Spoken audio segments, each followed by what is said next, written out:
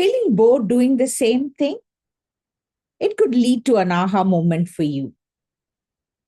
Welcome back to my Thursday video series where I share examples for you to use at work to make your messaging sticky. First, a very happy Deepavali to all those who celebrate.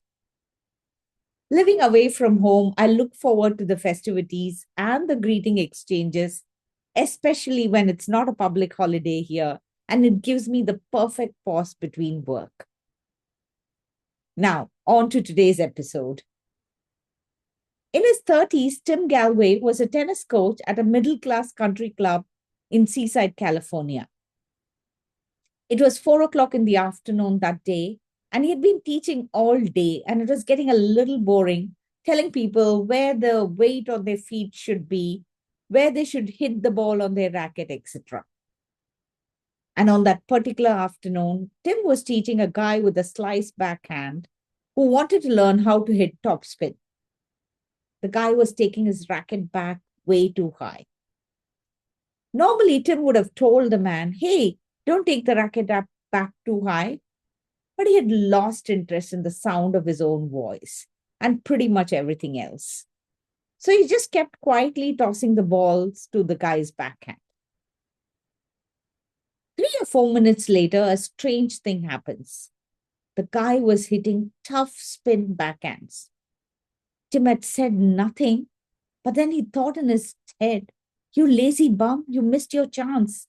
If only you had taught him before, you could have taken the credit for his topspin backhand. That was an aha moment for him. Wow, I'm more interested in teaching than I am in the student learning. So Tim had an idea. Okay, I'm going to see how much improvement I can see in front of me with how little teaching. How little can you tell them rather than how much you can tell them? He would switch his approach. His next lesson was with a complete beginner. She didn't even know how to hold a tennis racket. Now, how can you start a beginner without telling them the fundamentals? And he says, okay, she'll see me a few times. She'll see me hit the ball a few times. So he does that 5 or 6 times. And she says, I noticed the first thing you did was to turn your right feet sideways. And he says, yeah, don't worry about that. Just take these balls and do it. But he did say, shut your eyes before you start hitting and see yourselves hitting the ball. And she hits the ball like she should. But the one thing, strange thing that happens is that her feet doesn't move. So the one thing that she had consciously thought of about, she doesn't do that. And everything else she does kind of unconsciously. And Tim thinks, oh my God, not only did she do everything without instruction, she didn't do the one thing that she decided herself she would do. And he discovers that performance is all about focus. Focus on the wrong thing and you will do the wrong thing. What also shocked him, but he was also thrilled to see, is that the tennis was improving without the student trying to improve. All he would do was to ask them awareness questions or give them awareness instruction, meaning stuff that had caused them to focus on what was useful. Like, for instance, where's the ball when you were hitting it with the racket? What do you think happened there?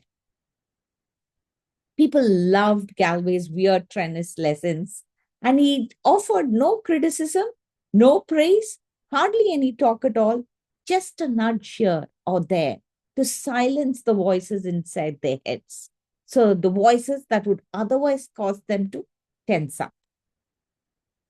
He processed all this learning and the teaching and wrote a book called The Inner Game of Tennis in the fall of 1974, which went on to sell more than 2 million copies. And Galway started being inundated with requests from people who wanted his help. Because the inner voice tortures all of us, not just country club tennis players. He was asked to give a lecture about the inner game to the Houston Philharmonic. Now, Tim played no classical instruments, so at the end of a performance, he just applauded politely. except the conductor who came up to him and said, I'm not going to believe that you can do all of this till I see it.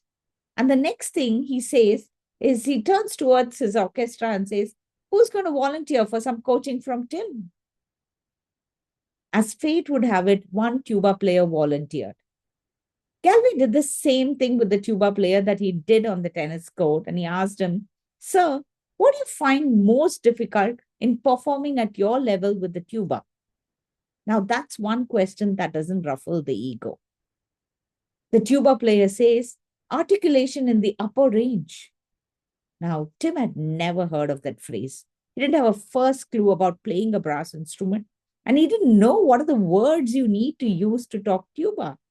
All he could do was to listen there, and it sounded good to him.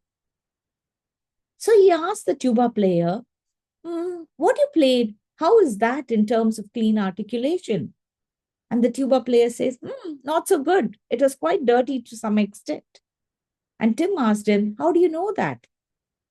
And the tuba player says, well, I couldn't hear the sounds because the tuba is far out, but I could feel it in my tongue. My tongue was getting dry and it started feeling thick.